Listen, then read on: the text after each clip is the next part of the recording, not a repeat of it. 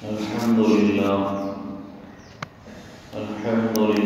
الذي حبب إلينا الإيمان وزينه في قلوبنا وكره إلينا الكفر والفسوق والعصيان وجعلنا من الراشدين والصلاة والسلام على من بعث ليتمم مكارم الأخلاق. أما بعد، قال الله تبارك وتعالى في القرآن المجيد والفرقان الحميد: أعوذ بالله من الشيطان الرجيم. بسم الله الرحمن الرحيم. وأنكحوا الأيام منكم وقال فانكحوا ما طاب لكم من النساء مثنى وثلاث ورباع إلى آخر الآية. صدق الله العظيم.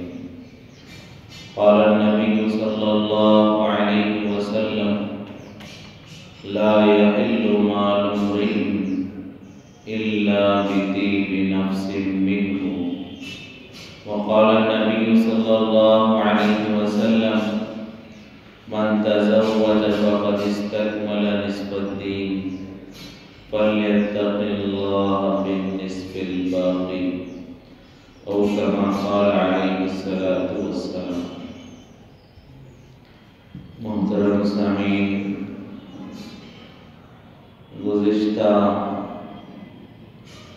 نکاح سے متعلق گفتگو چل رہی تھی، جس میں انگیجمنٹ اور منگنی کے بعد نکاح سے پہلے ہونے والے خرافات، رسومات اور گناہوں سے متعلق گفتگو ہو رہی ہے۔ مختصراً گزشتہ ہم نے یہ سنا کہ عام طور پر ہمارے ماحول میں یہ دیکھا جا رہا ہے، منگنی اور انگیجمنٹ کے بعد لڑکا اور لڑکی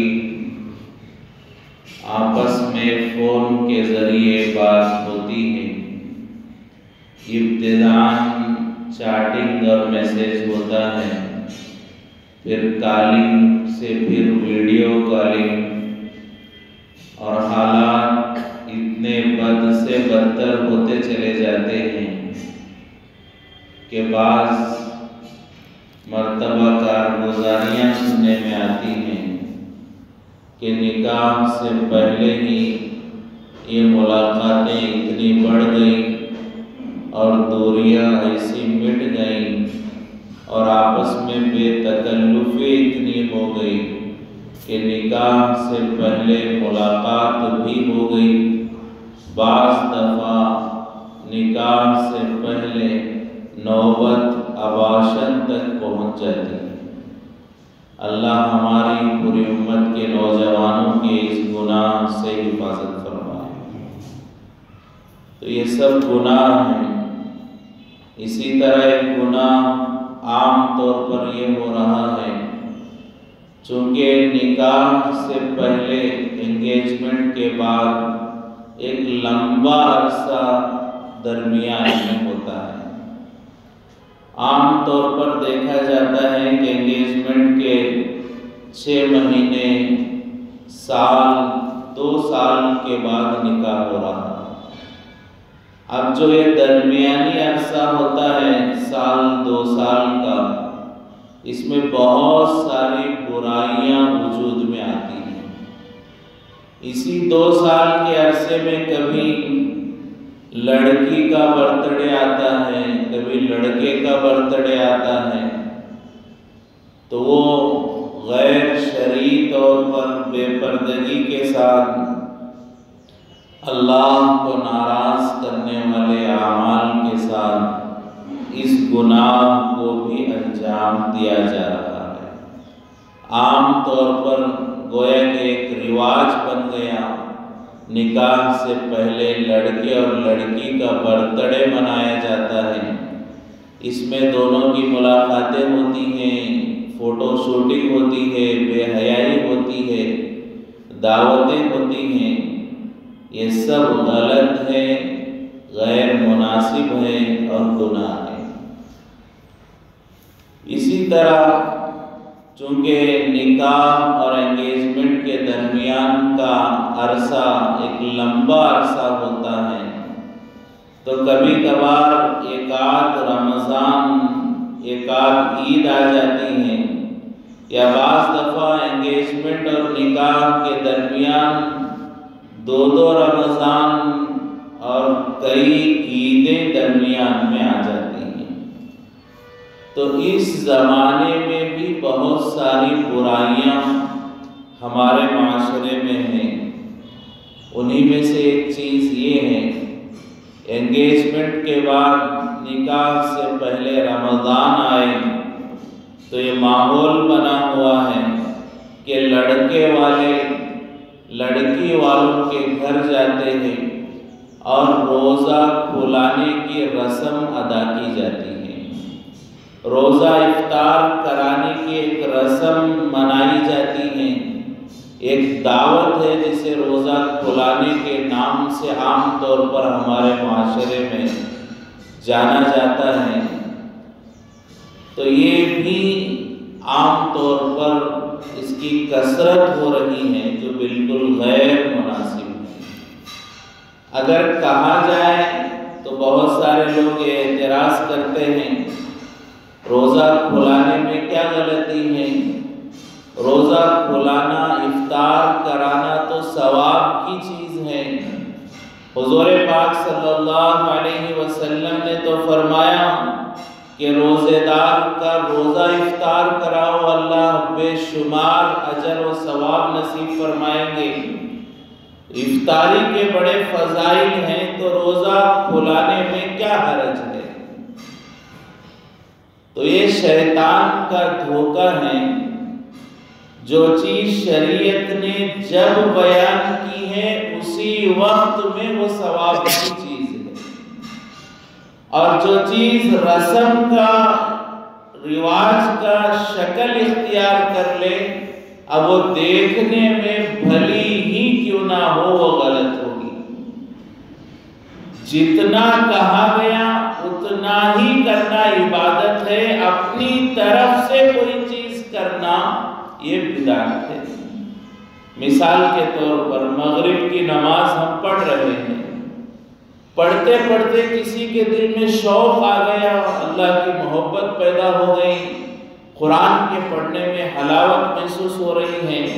اب اس نے سوچا کہ میں مغرب کی نماز 3 رکعت کی جگہ 4 رکعت پڑھ لیتا ہوں، چوتھی رکعت کے لیے کھڑا ہو گیا، سورہ فاتحہ پڑھی جو بہت بڑی سورت ہے قرآن کی، بڑی فضیلت ہے اس سورت کی، ساتھ میں کوئی ضم سورت، مثال کے طور پر قل هو اللہ احد کی سورت پڑھ لی، سورہ اخلاص پڑھ لیا۔ سورہ اخلاص کی بڑی فضیلت ہے، 1/3 قرآن ہے۔ پھر رکوع میں گیا، اللہ کی تعریف بیان کی، سجدے کیے، اللہ کی تعریف بیان کی، 4 رکعت اس نے مغرب میں پوری کی۔ تو اب 1 رکعت اس نے جو زیادہ پڑھی ہے، حالانکہ سب بھلے کام اس کے اندر نظر آ رہے ہیں، لیکن یہ 4 رکعت جو اس نے پڑھی یہ اس کی نجات کا نہیں، وبال کا ذریعہ بنے گی۔ 1 رکعت جو زائد پڑھی ہے، ایکسٹرا 1 رکعت پڑھی ہے، حالانکہ اس میں سب چیزیں اچھی ہی ہیں، قرآن ہی کی آیتیں ہیں، اللہ ہی کی تعریف ہے، اس میں کوئی غلط بات اس نے نہیں کی ہے، لیکن جتنا حضور نے کہا تھا اس سے بڑھ کر آگے کیا، تو یہ غلط ہے اور یہ کامیابی دلانے والا نہیں، ناکامی کی طرف لے جانے والا ہے۔ اسی طرح شریعت کا ایک اصول ہے کہ جو چیز بھی عبادت ہے وہ اسی وقت عبادت ہے جس وقت کو وہ کرنے کو کہا گیا، بے موقع کرنا عبادت نہیں ہے۔ مثال کے طور پر درود شریف کی بڑی فضیلت ہے، لیکن اذان سے پہلے درود شریف پڑھنا، اقامت سے پہلے درود شریف پڑھنا اور اسے ضروری سمجھنا اب یہ غلط ہے، اس لیے کہ درود شریف کے فضائل تو بہت ہیں، لیکن اذان سے پہلے پڑھنا نہ حضرت بلال سے ثابت ہے، نہ کسی مؤذن سے حضور کے زمانے میں ثابت ہے، نہ کسی صحابی سے ثابت ہے۔ تو جو حضور نے نہیں کیا یا حضور کے سامنے صحابہ نے نہیں کیا، اب وہ کرنا، حالانکہ ایک اچھی چیز کی جو ہے ہم اہتمام کر رہے ہیں، لیکن حضور نے نہیں کیا، اب وہ عبادت نہیں ہوگی۔ تو روزہ کھلانا یقیناً بہت بڑی عبادت ہے، ثواب کی چیز ہے۔ روزے داروں کا روزہ کھلانا اللہ کو پسند ہے اور یہ کام کرنا چاہیے، لیکن خاص طور سے انگیجمنٹ کے بعد، نکاح سے پہلے ہماری ہونے والی بہو کو اس کے گھر میں جا کر افطاری کرانا یہ غلط ہے۔ روزہ کھلانا یہ غلط نہیں ہے، لیکن مخصوص کر لینا کہ ہونے والی بہو کو جو انگیجمنٹ ہو گیا، نکاح نہیں ہوا ہے، اب اس کے گھر میں جانا اور اس کے روزے کی فکر کرنا، اس کے افطار کی فکر کرنا، یہ شریعت نہیں، یہ بدعت ہے، رسم ہے، رواج ہے اور یہ گناہ ہے، اس سے بچنے کی ضرورت ہے۔ ہمارے گھر میں پہلے سے کئی بہو ہیں، وہ اپنے مائکے گئے ہوئے ہیں، انہیں روزہ کھلانے کی ہمیں فکر نہیں ہوتی۔ ہماری بہن کا گھر ہے، فاقے سے گزارا چل رہا ہے، سوکھی روٹی سے ہماری بہن روزہ افطار کر رہی ہے، اس بھوکی بہن کو کھلانے کا، اس کے گھر میں کچھ راشن ڈالنے کا فکر نہیں، یہاں اسے روزہ کھلانے کی فکر ہے۔ ہمارے بھائی غربت میں ہیں، تنگ دستی میں ہیں، رمضان میں ان کی محنت مزدوری بند ہو گئی ہے، کیسے سحری کر رہے ہیں، کیسے افطار کر رہے ہیں، زندگی میں ایک مرتبہ بھائی کے گھر کا حال پوچھنے کی ہمیں توفیق نہیں ہوتی، وہ ہمیں ثواب نظر نہیں آ رہا ہے، اور انگیجمنٹ کے بعد لڑکی کو روزہ کھلانا یہ ہمیں ثواب نظر آ رہا ہے۔ یہی تو شیطان کا دھوکہ ہے، کرنے والے کاموں سے ہٹانا اور نہ کرنے والے کاموں میں لگانا، یہی شیطان کا کام ہے۔ اور آج ہم یہی کر رہے ہیں، جو اجر اور ثواب کے کام ہیں یا جو اس وقت میں ہماری ذمہ داریاں ہیں ان کو چھوڑ رہے ہیں اور ان میں پیسہ لگانا چھوڑ رہے ہیں، اور بیکار کاموں میں اور جو نہ کرنے والے کام ہیں جو شریعت نے منع کیے اس میں ہمارا پیسہ لگ رہا ہے۔ تو روزہ کھلانے کی جو رسم ہے، انگیجمنٹ کے بعد نکاح سے پہلے روزہ کھلایا جاتا ہے، یہ سراسر غلط ہے، اس سے بچنے کی ضرورت ہے۔ عام طور پر روزہ کھلانے میں کوئی حرج نہیں ہے، ثواب کی چیز ہے، لیکن نکاح سے پہلے انگیجمنٹ کے بعد روزہ کھلانے جانا، اب بڑا اہتمام، یہ جا رہے ہیں، کچھ مٹھائی لے کر جا رہے ہیں، کھجور لے کے جا رہے ہیں، اور ہونے والی بہو کو افطار کے موقع پر روزہ کھلایا جا رہا ہے، کھجور کھلایا جا رہا ہے۔ اب اس کے بعد لڑکی والوں کی طرف سے کبھی دعوت کا نظام بھی ہوتا ہے۔ شریعت تو یہ کہتی ہے کہ نکاح میں بھی لڑکی والوں پر دعوت کا بوجھ نہ ڈالو، نکاح میں بھی لڑکی والوں پر کھانے کا بوجھ نہ ڈالو، یہ شریعت کہتی ہے۔ لیکن آج ہمارا حال کیا ہے؟ لڑکی میں گھر میں رشتہ دیکھنے کے لیے گئے، وہاں چائے ناشتے کی دعوت، پھر پسند آ گئی، اپنے خاندان کے کچھ اور لوگوں کو لے کر گئے، تب کھانے کی دعوت، فکس کرنے کے لیے گئے، طے کرنے کے لیے گئے، تب لڑکی والے دعوت، پھر انگیجمنٹ میں لڑکی والوں پر زور کہ فلاں شادی محل میں اتنے قسم کے کھانے وہ دعوت میں ہمیں چاہیے، پھر روزہ کھلانے میں لڑکی والوں کے گھر میں دعوت۔ شریعت نے تو ایک دعوت کے لیے بھی منع کیا اور ہم دسیوں مرتبہ ان کے گھر میں کھانا کھا رہے ہیں۔ نکاح ہو گیا، آپ روز جا کر لڑکی والوں کے گھر میں کھانا کھائیں. کیوں؟ آپ اور وہ رشتہ دار ہیں. صلہ رحمی کرنا ثواب کی چیز ہے، رشتہ داری کرنا ثواب کی چیز ہے.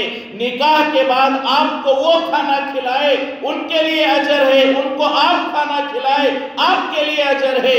نکاح کے بعد روزانہ آپ اپنی بہو کو اپنے ہاتھ سے منہ میں کھجور ڈال کر افطار کرائے، ثواب کی چیز ہے. نکاح سے پہلے کرنا یہ غلط ہے. نکاح سے پہلے ان چیزوں کا اہتمام کرنا یہ غلط ہے.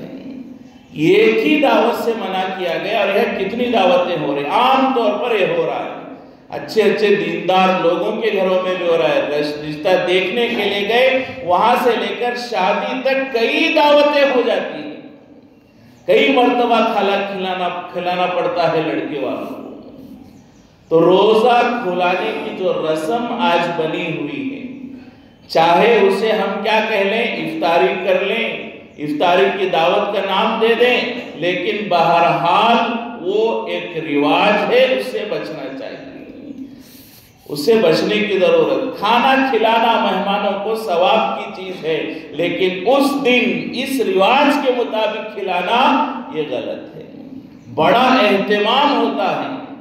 اور کئی واقعات ایسے بھی سننے میں آئے، کارگزاریاں، کہ بہت ساری لڑکیاں کالجوں میں پڑھنے والی یا جاب کرنے والی، وہ اپنے کالج کی وجہ سے یا جاب کی وجہ سے عام طور پر رمضان میں روزہ نہیں رکھتی ہیں، لیکن اسی دن روزہ رکھتی ہے جس دن لڑکے والے آنے والے ہیں افطار کرانے کے لیے. مہینے بھر میں کوئی روزہ نہیں، لیکن وہ ایک روزہ جس دن لڑکے والے آ رہے ہیں روزہ کھلانے کے لیے، اس دن روزہ رکھا جا رہا ہے. یہ سراسر اللہ کے لیے نہیں ہے. روزہ جیسی عبادت جو کہا گیا کہ روزہ صرف اللہ کے لیے ہوتا ہے، حدیث قدسی ہے. اللہ تبارک و تعالیٰ خود ارشاد فرماتے ہیں، الصوم لی، روزہ میرے لیے ہے، وَأَنَا أُجْزِئُ بِهِ، اور میں ہی روزے کا بدلہ دیتا ہوں. اللہ نے کہا روزہ میرے لیے. حالانکہ ہم نماز بھی اللہ کے لیے پڑھتے ہیں، زکوٰۃ بھی اللہ کے لیے دیتے ہیں، صدقہ بھی اللہ کے لیے کرتے ہیں، لیکن اللہ نے نماز کو نہیں کہا نماز میرے لیے، صدقہ میرے لیے، حج میرے لیے اللہ نے نہیں کہا.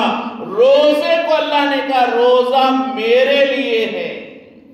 کیوں کہا؟ علماء اس کی وجہ بیان فرماتے ہیں کہ نماز 5-10 منٹ کی ہوتی ہے، اس دوران ریاکاری، دکھلاوا اور نیت کے بگڑنے کے امکانات کم ہوتے ہیں. لیکن روزہ ایک ایسی عبادت ہے، سحری سے لے کر افطار تک 10, 12, 14, 16 گھنٹے پورا وقت آدمی ایسا گزارتا ہے. اس میں بہت سارے موقع ایسے ملتے ہیں کہ کسی کے دیکھے بغیر ایک گھونٹ پانی حلق میں اتار لے، لیکن پورے 16 گھنٹے بندہ صرف اللہ کے ڈر سے ایک گھونٹ پانی حلق میں نہیں اتارتا. اس لیے کہا روزہ اللہ کے لیے ہے.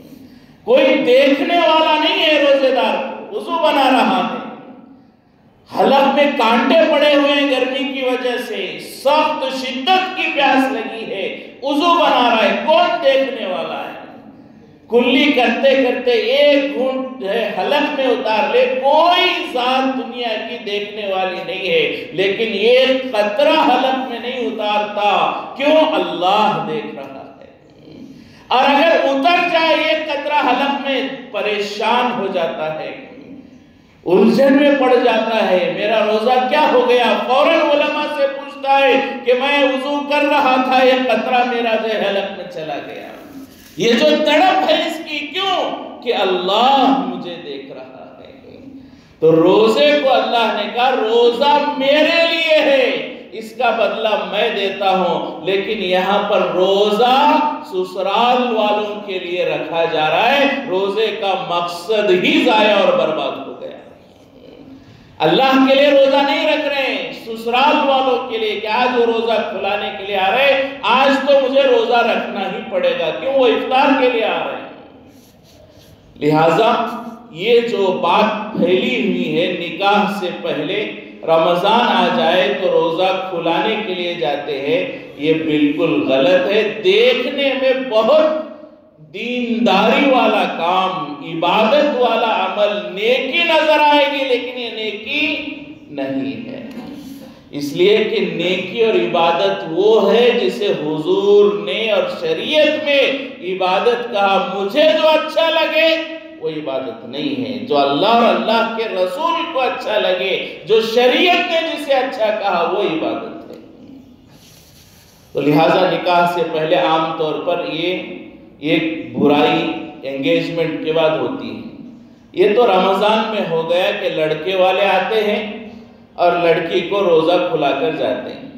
اب عید میں لڑکا لڑکی کے گھر کو آتا ہے، باقاعدہ لڑکی والے دعوت دے کر بلاتے ہیں اور اسے سلامی دی جاتی ہے، جسے عام طور پر چاند سلامی یا سلامی کے نام سے جانتے ہیں۔ وہ بھی رسم عام طور پر ہمارے ماحول میں پائی جا رہی ہے۔ جتنے بھی انگیجمنٹ ہوتے ہیں اور شادی سے پہلے رمضان آ گیا، سمجھ لو لڑکی والوں پر ایک اور بوجھ ضروری ہو گیا۔ اب لڑکے کو دعوت دے کر بلانا پڑتا ہے، نہیں بلائے ناراض ہو جاتے ہیں۔ داماد کو، ہونے والے داماد کو اگر دعوت دے کر نہ بلائے، داماد ناراض ہو جاتا ہے، خاندان والے رشتہ دار ناراض ہو جاتے ہیں کہ ہمیں دعوت نہیں دی گئی، ہمیں نہیں بلایا گیا۔ لڑکے کو دعوت دے کر بلاتے ہیں، اسے جو ہے کھلاتے ہیں، پھر اس کے بعد کبھی کپڑے ہدیے میں دیے جاتے ہیں، تحفے میں دیے جاتے ہیں، سلامی میں دیے جاتے ہیں، اور کبھی انگوٹھی دیتے ہیں سونے کی، کبھی جو ہے گھڑی دی جاتی ہے۔ یہ جو کچھ ہے یہ سب سلامی کے نام پر جو کچھ ہو رہا ہے یہ خلاف شریعت ہے۔ حضور پاک صلی اللہ علیہ وسلم، صحابہ کرام، تابعین، تبع تابعین، آج تک کے آنے والے کسی بھی عالم دین یا اولیاء کرام، اللہ والوں سے ہمیں اس کا ثبوت نہیں ملتا ہے۔ تو عام طور پر ہمارے یہاں پر یہ بھی برائی ہے کہ لڑکے کو، ہونے والے داماد کو بلانا، عید کے موقع پر کھانا کھلانا، کپڑے دینا اور انگوٹھی دینا۔ عام طور پر انگوٹھی دی جاتی ہے، تو انگوٹھی دینا یا پھر جو ہے واچ وغیرہ دینا، یہ سب غلط ہے۔ چاند سلامی کی رسم اسلامی رسم نہیں ہے۔ اسلام میں تو کوئی رسومات ہے ہی نہیں ہے۔ نام اگر اسلامی ہو جائے تو وہ کام اسلامی نہیں ہوتا ہے۔ سلامی سننے میں بہت اچھا نام، اسلامی نام، سلامتی سے رکھا گیا ہے۔ روزہ کھلانا بہت اچھا نام لگ رہا ہے۔ نام کے اچھا ہونے سے کام نہیں چلے گا، وہ کام شریعت کے دائرے میں ہے یا نہیں ہے، یہ ہمیں دیکھنے کی ضرورت ہے۔ تو اسی طرح ایک جو عام طور پر نکاح سے پہلے ہوتا ہے، چاند سلامی کے نام پر، اور بہت سارے دیندار، نمازی اور اچھے اخلاق اور کردار والے نوجوانوں کو بھی دیکھا جاتا ہے، بڑے شان سے جاتے ہیں اور جا کر دعوتیں کھاتے ہیں، اور اس کے بعد آ کر جو ہدیہ ملا، جو سسرال والوں نے دیا، وہ لا کر بہت سارے لوگوں کو دکھاتے ہیں، مجھے یہ انگوٹھی سلامی میں ملی ہے، مجھے یہ گھڑی سلامی میں ملی ہے۔ یہ بالکل غلط ہے، یہ غیر شرعی ہے۔ تو وہ ہدیہ لینا بھی اس وقت جائز نہیں ہے، تو دکھانا بھی درست نہیں ہے۔ ویسے کچھ بھی ہدیہ سلامی کے نام پر دینا درست نہیں، اور اگر وہ سونے کی چیز ہو تو اور غیر مناسب ہے۔ مرد کے لیے تو سونا پہننے کی اجازت ہی نہیں ہے، لہٰذا وہ لینا اور لے کر لوگوں کو دکھانا، یہ سب باتیں غلط ہیں، ان سے بچنے کی ضرورت ہے۔ یہ ہمیں لگتا ہے کہ یہ معمولی چیز ہے، معمولی ہے، اس میں اتنا شریعت کا کیا مسئلہ، اس سے اللہ کیا ناراض ہو جائیں گے، اس سے ہمارے ایمان پر کیا اثر پڑے گا، ہمارے عقیدے پر کیا اثر پڑے گا، اتنا اسے کیوں اہمیت دی جائے۔ فرمایا کہ دین کی چھوٹی سے چھوٹی بات کو بھی ہلکا سمجھنا کفر تک لے جا سکتا ہے۔ بڑا عمل بھی نہ کروں تو کوئی حرج نہیں، ہو سکتا ہے میں گنہگار ہوں، اللہ مجھے معاف کر دے، بڑے سے بڑا عمل نہیں کر رہا ہوں، لیکن دل میں ہے کہ یہ بڑا کام تھا، نماز بڑی عبادت تھی، روزہ بڑا عبادت عمل تھا، میں نہیں رکھا روزہ، میں نماز نہیں پڑھا، دل میں افسوس ہے، ہو سکتا ہے اللہ اس گناہ کو معاف کریں گے، لیکن کسی معمولی چیز کو بھی شریعت کی ہلکا سمجھنا وہ انسان کو کفر تک لے جا سکتا ہے۔ تو اس کے لیے اس سے بچنے کی ضرورت ہے کہ ہمیں ہر مسئلے کو جو بھی شریعت کی تعلیمات ہیں اس پر عمل کرنا، خلاف شریعت جو چیزیں ہیں اس سے بچنے کی کوشش کرنا۔ یہ ہمیں معمولی لگتا ہے لیکن اس کا اثر ہمارے ایمان پر بھی پڑ رہا ہے، معاشرے پر بھی پڑ رہا ہے۔ سونے کی انگوٹھی عام طور پر جو ہے ہدیے میں دی جاتی ہے سلامی کے موقع پر، مالداروں کے لیے کوئی بڑی بات نہیں ہے۔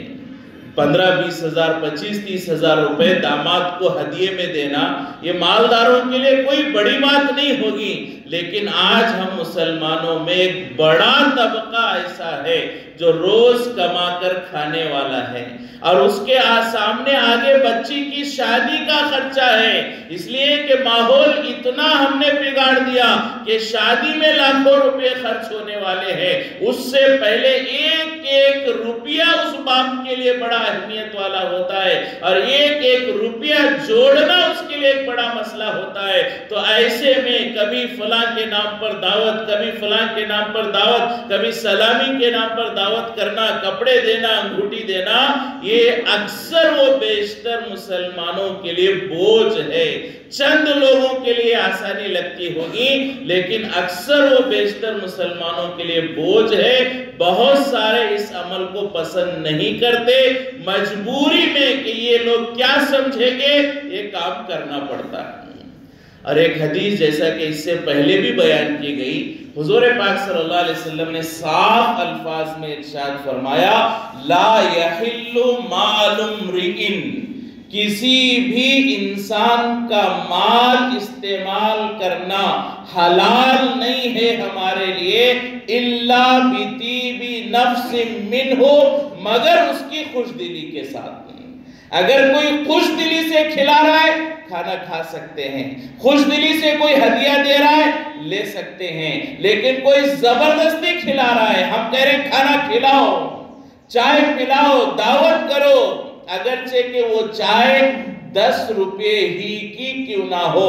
بہت سارے مرتبہ یہ نکاح کے علاوہ بھی آج ہمارے معاشرے میں دیکھنے میں آ رہا ہے کہ دوستوں میں، پڑوسیوں میں، رشتہ داروں میں، کالج میں پڑھنے والے آپس میں، اسٹوڈنٹوں میں، بہت سارے جگہ دیکھنے میں آتا ہے کہ ہم اپنے دوستوں کو زبردستی کرتے ہیں، آج چائے پلا، ناشتہ کرا، کھانا کھلا، حالانکہ اس دن اس کی حالت کیسی ہوگی، اس کے پیسے ہوں گے نہیں ہوں گے، آئے تو اس کے کیا کیا تقاضے ہیں ہمیں معلوم نہیں، ہم زبردستی کرتے چلا چائے تیری طرف سے، چائے پلا، کھانا کھلا۔ اب وہ خوش دلی سے نہیں کھلا رہا ہے وہ حرام ہوگا۔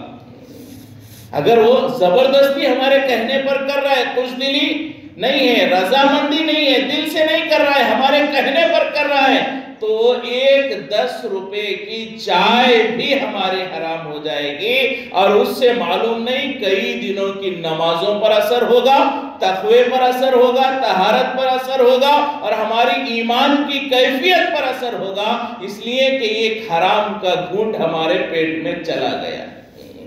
حرام کسے کہتے ہیں؟ آج ہمارے یہاں بھی ایک بڑا مسئلہ ہے، حرام کسے کہتے ہیں؟ خنزیر کے گوشت کو حرام کہتے ہیں، سود کو حرام کہتے ہیں، بس یہی 2-4 بڑی بڑی چیزیں ہمارے دل میں ہے کہ یہ حرام ہے۔ نہیں، بہت ساری چیزیں ہیں جو حرام ہے، حلال چیزیں طریقہ غلط ہونے سے حرام ہو جاتی ہیں۔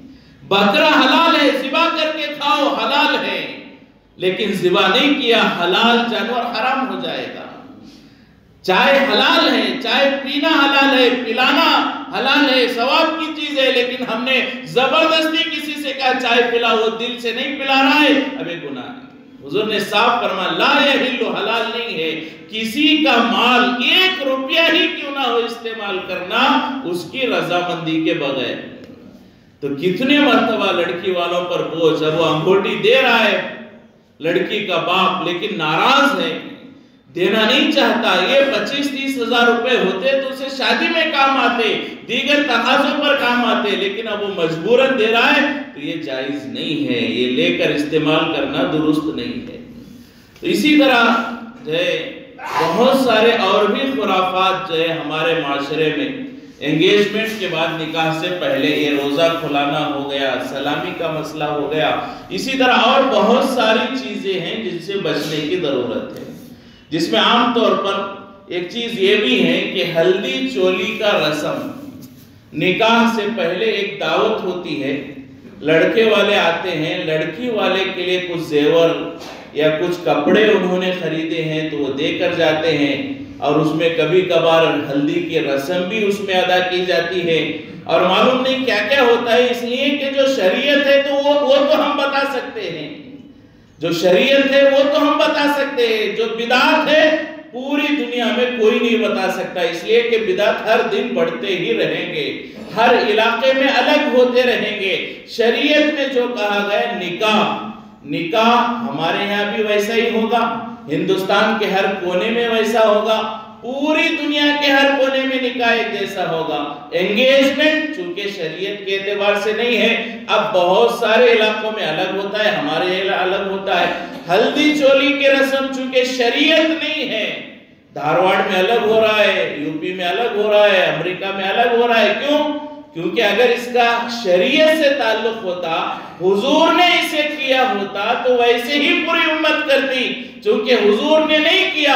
اب ہر آدمی اپنی مرضی کے مطابق, ماحول کے مطابق کر رہا ہے, تو بہت سارے خرافات اس میں ہوتے ہیں. بہرحال ایک نکاح سے پہلے ایک دعوت ہوتی ہے یا ایک رسم ہوتا ہے جسے ہلدی چولی کا رسم کہا جاتا ہے. کچھ کپڑے لڑکے والے لے کر جا کر دیتے ہیں کہ لڑکی والوں کو, اور ہو سکتا ہے کہ بعض دفعہ اس میں نکاح کی تاریخ بھی طے کی جاتی ہے. حالانکہ شریعت نے کہا جب رشتہ فکس کرنے جا رہے ہو اسی میں نکاح کی تاریخ طے کر لو, اور کوئی دعوت کی ضرورت نہ پڑے. جب رشتہ فکس کرے اسی میں نکاح کی تاریخ طے کر لو, جتنی جلدی ہو سکے اتنی جلدی تاریخ طے کر لو. تو ہم رشتہ فکس کرنے گئے, کھانا کھائے, واپس آ گئے, دعوت تاریخ طے نہیں کی. انگیجمنٹ کیا, عالیشان شاندار انگیجمنٹ کیا, اس میں بھی ہم تاریخ طے نہیں کرتے شادی کے. بعد میں چل کر ہم ایک دعوت کرتے ہیں الگ سے مستقل. کیوں؟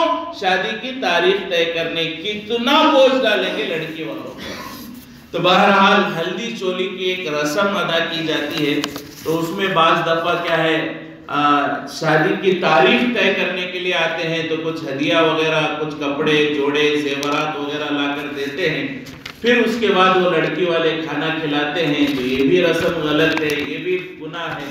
اور بعض دفعہ بالکل عین شادی سے پہلے یہ رسم ادا کی جاتی ہے, تو اس میں لڑکے والے آتے ہیں اور لڑکی کے گھر آ کر لڑکی کو پیلا جوڑا لے کر آتے ہیں اور وہ پہناتے ہیں. پھر اس کے اوپر جو ہے لڑکے والوں کی طرف سے کچھ مستورات ہوتی ہیں جو ہلدی لگا کر لڑکی کو ایک رسم ادا کی جاتی ہے. پھر اس کے بعد وہ واپس جاتے ہیں, پھر لڑکی والے کے پورے گھر والے مل کر اسے ہلدی لگاتے ہیں. فلاں بہت سارے اس میں ہلدی چولی کے رسم میں باتیں ہوتی ہیں. یہ سب باتیں, کوئی بھی بات شریعت کے دائرے میں نہیں ہے, ان سب سے بچنے کی ضرورت ہے, یہ سب غلط ہے. تو نکاح سے پہلے بہت سارے خرافات اس کے علاوہ بھی ہوتے ہیں. اللہ ان تمام خرافات سے ہمیں بچنے کی توفیق نصیب فرمائے. آئندہ انشاءاللہ اگر اللہ نے زندگی دی, کہنے کی توفیق دی, تو اس سے پہلے, نکاح سے پہلے اور 2-4 رسم باقی رہ گئے ہیں جو عام طور پر ہوتے ہیں, اسے انشاءاللہ, اور اس میں کیا برائیاں ہیں, اسے کیسے بچنا ہے, ہو سکے تو اللہ نے توفیق دی تو اسے بیان کرنے کی کوشش کی جائے گی. اللہ تبارک و تعالی ہم تمام کو جو کچھ کہا گیا, سنا گیا, اس پر عمل کرنے کی توفیق نصیب فرمائے. اور نکاح سے پہلے جو رسومات ہوتے ہیں پورے امت کے نوجوانوں کی, اللہ ان تمام رسومات سے حفاظت فرمائے. اور جو چیزیں لڑکی والوں پر بوجھ ہو رہا ہے اور جو غلط انداز سے ہم لڑکی والوں پر ڈال رہے ہیں, ان تمام چیزوں سے ہمیں بچنے کی توفیق نصیب فرمائے. سنت اور شریعت کے مطابق نکاح کرنے کی توفیق نصیب فرمائے. ایک ضروری اعلان یہ ہے کہ الحمدللہ آنے والے اتوار کو 6 تاریخ کو مفتی عبدالحمید صاحب نقشبندی دامت برکاتہم جو ہر مہینہ ہمارے یہاں ماشاءاللہ آتے ہیں اور ایک اصلاح معاشرہ کی مجلس بھی ہوتی ہے، ذکر کی بھی مجلس ہوتی ہے، تو الحمدللہ اس مرتبہ اتوار کو جو ہے مغرب میں یوسفیہ مسجد میں انشاءاللہ حضرت کا بیان ہوگا اور پیر کی فجر کو جو ہے ذکر کی مجلس ہوگی، لہٰذا آپ حضرات سے درخواست ہے کہ ان دونوں مجلسوں میں شرکت فرمائیں، اللہ والوں کی دعاؤں میں اپنا حصہ حاصل کرنے کی فکر کریں اور ذکر کی مجلس میں شرکت کر کے ایمان کی حلاوت اللہ ہمیں نصیب فرمائے، اس کے لیے دعائیں بھی کرتے رہیں۔ دوسرا اعلان یہ ہے کہ محبوب نگر کے قریب راج نگر جو ایک بڑی مسلم آبادی ہے، تقریباً 400 سے 500 مکانات وہاں پر ہیں، الحمدللہ وہاں پر ایک مسجد کا تعمیری کام چل رہا ہے، حضرت ابراہیم ویلفیئر ایجوکیشنل اینڈ ٹرسٹ کے نام سے مسجد محمدیہ کی ایک تعمیر ہو رہی ہے اور کافی حد تک الحمدللہ تعمیری کام پورا ہو چکا ہے اور ذمہ دار اور محلے والوں کی ایک فکر ہے کہ رمضان سے پہلے تعمیر مکمل ہو جائے اور رمضان انشاءاللہ اس سال وہاں پر ادا کیا جائے، تو ایک فکر کے ساتھ کام کر رہے اور آخری مراحل میں ہے اور وقت کم ہے، رمضان کی تیاری بھی ان کے سامنے ہے، لہٰذا آپ حضرات سے درخواست ہے کہ زیادہ سے زیادہ مسجد کے تعمیری کام میں تعاون فرمائیں اور اللہ سے دعا کریں کہ اللہ جلد از جلد عافیت کے ساتھ اس مسجد کے تعمیری کام کو تکمیل تک پہنچائے اور اللہ ہر طرح کی رکاوٹوں سے حفاظت فرمائے اور رمضان میں اس مسجد میں اعمال شروع ہو جائیں، اس کے اللہ جو ہے فکر جو ہے ہمیں کرنے کے اور دعائیں کرنے کی توفیق نصیب فرمائے اور مسجد کے لیے زیادہ سے زیادہ تعاون فرمائے، اس لیے کہ جو مسجد کے لیے تعاون کرتا ہے اللہ ضرور اس کے مال میں برکت دیتے ہیں، جو حدیث ہے مشہور حدیث ہے کہ جس نے مسجد بنائی اللہ کے لیے اللہ اسے جنت میں گھر بناتے ہیں، تو علماء نے فرمایا مسجد بنانے سے کیا مطلب ہے؟ حضور نے فرمایا مسجد بنانے والے کو اللہ جنت میں گھر بناتے ہیں، مسجد بنانے کا کیا مطلب ہے؟ علماء اس حدیث کی تشریح کرتے ہوئے فرماتے ہیں مسجد بنانے کا مطلب جگہ خریدنا بھی مسجد بنانا ہے، کنسٹرکشن میں تعمیر میں حصہ لینا بھی مسجد بنانا ہے، تعمیر جو ہے پرانی ہو گئی بوسیدہ ہو گئی اور دوبارہ اسے گرا کر نئے سے بنا رہے ہیں اسے بھی مسجد بنانا ہی کہا جائے گا، اور مسجد میں اگر چٹائی کا نظام کر رہے ہیں یہ بھی مسجد بنانے میں شامل ہے، مسجد میں پنکھے کا نظام کر رہے ہیں یہ بھی مسجد بنانے میں شامل ہے، مسجد میں مائک کا انتظام کر رہے ہیں یہ بھی مسجد بنانے میں شامل ہے، جو بھی مسجد کی ضرورتیں ہیں اس میں جتنا بھی ہمارا پیسہ لگے گا علماء فرماتے ہیں وہ سب مسجد بنانے کے حکم میں ہوگا اور وہ اجر اللہ اسے نصیب فرمائیں گے جو مسجد بنانے پر ہے، یعنی جنت میں اللہ اس کے لیے گھر بنائیں گے، تو ایک بہت بڑا خیر کا کام ہے، اللہ ہم تمام کو